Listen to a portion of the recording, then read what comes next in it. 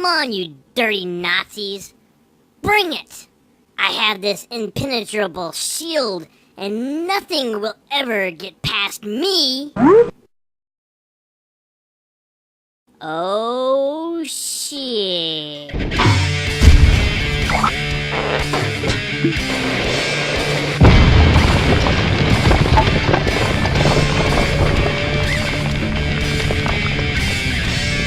Welcome back to Box Office Maniacs. Got crap by the hand. We have an all-new channel. What is it, Vince?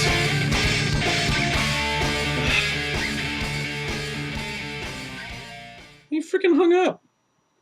What the hell?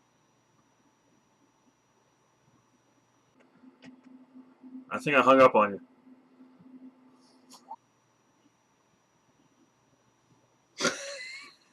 You hung up. All right, go again.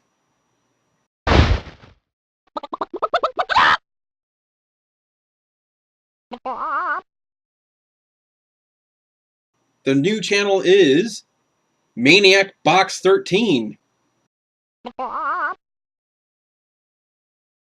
Yeah, I guess it doesn't really matter.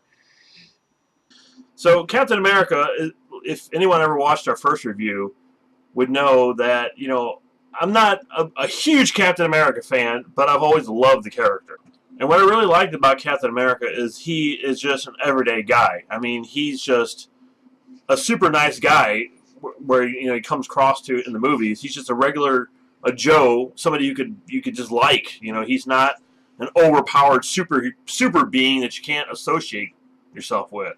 Plus, he kicks ass, and he uses guns. That's one thing I liked about both these films, both the Captain America films, was that they weren't afraid to have him put a gun in his hand.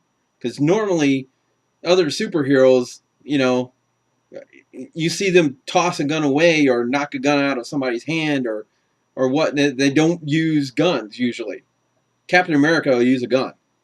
Talking about the first movie is I loved the first film. Marvel has made some really bad Captain America movies, and they've tried to put him in this Captain America costume, and like every time they did, it looked sillier and sillier and sillier until they just finally got it right in the comics, and then they brought the awesome look of the new Captain America from the comics into the movie, where he looks like he's still wearing the red, white, and blue, but it's more of a military outfit rather than just this bright, crazy spandex.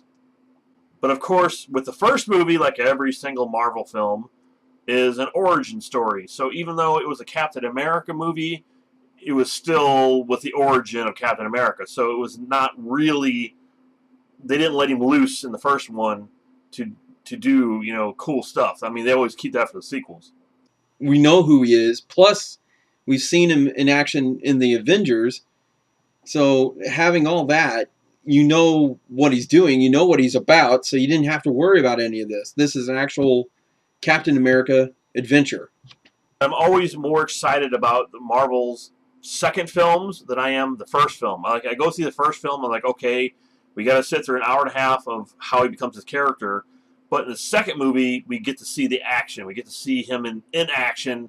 Sort of like what they did with Star Trek Into Darkness, where they got away from all the origin of here's Captain Kirk and Spock and all that, and they went right into an actual Star Trek adventure.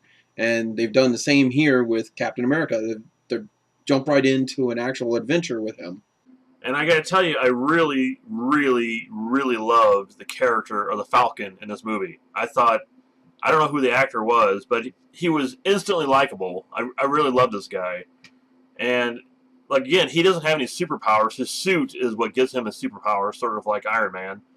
And they just did. I mean, here is a B-roll character. I mean, in comics, he's been in the comics before, but he's never been like a standout character, I guess. And they put him in this movie, and now he's like super awesome. So I love the Falcon. Yeah, but I think it would be kind of hard to make a whole movie around him. If they were to make a separate Falcon movie, I don't know if they could actually pull that off. I think he'll be more of a supporting character. I don't see him as a main character. Same thing with like Black Widow. I don't know if they can make Black Widow into an actual movie. She's more of a supporting character.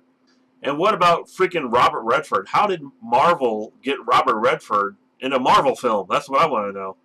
I don't know. That did surprise me, but it was kind of cool that he was in there. I mean, Yeah, he wasn't like a throwaway character. I mean, he was an actual. He wasn't on screen for a couple seconds just to say Robert Redford was in. Not in. I was going to call him Iron Man in Captain America, but he was a major character in this movie. yeah, he was in a decent supporting role. The thing is, Marvel has gotten it so right over the years, and they've pretty much become almost like the Pixar of superhero films. It's like, I mean, they've dropped the ball a few times with like, I don't know, Ghost Rider, Hulk. Fantastic Four. I don't think they did so bad with Fantastic Four. Punisher. Well, they made one good Punisher film. Yes. Good job. We really don't want to talk about Green Lantern. You failed. Just that it's got so much writing on it that when you're watching this film, the story gets into, it has to go in certain places, and you kind of wonder for a little bit there. You kind of wonder, okay, why are they doing this and why are they doing that? But toward the end, you figure it all out, and they show you what's going on. That's what's great about this movie is it just dropped this big bomb, and it's going to have ripples throughout the entire Marvel universe now. I mean, nothing is going to be the same after this movie. What could you possibly give this great, fantastic movie? I thought it was spectacular. I mean, I really enjoyed it. It was a lot of fun. It was a great popcorn film. I mean, it's great story. So it's definitely, for me, going to get a 5 out of 5.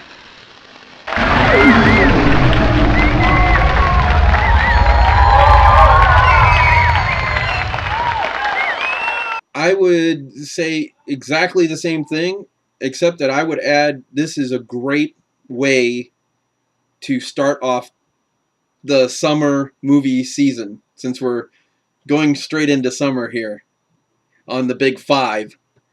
This is an awesome way to start the summer off with this great, fantastic film. And kudos to Marvel and Disney going into this. It's awesome. It's great, and I would give it a 5 out of 5 as well. Look at the other Marvel movies that we've got coming up just this summer. We've got Spider-Man 2, Amazing Spider-Man 2, X-Men Days of Future Past, and Guardians of the Galaxy. I mean, it's just a great time to be a superhero fan. I mean, if you love the Marvel Universe, and even the DC Universe with Arrow was about the only decent thing they're doing right now. They're doing this, and they're doing it correctly. It's like when you're a kid, you can never imagine it to being this cool, and now it is this cool.